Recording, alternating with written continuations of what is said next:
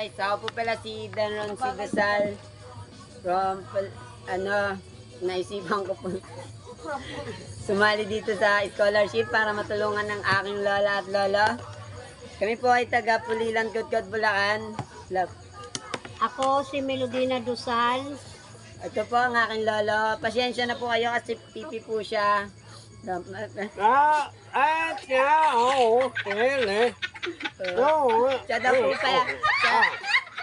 Siya daw po pala si Froilan Froilan Dusal, Froilan Y. Dusal.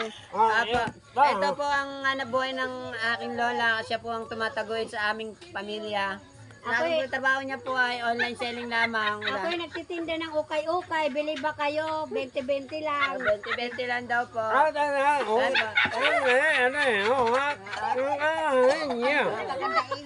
Ayan po, ayan lang po guys.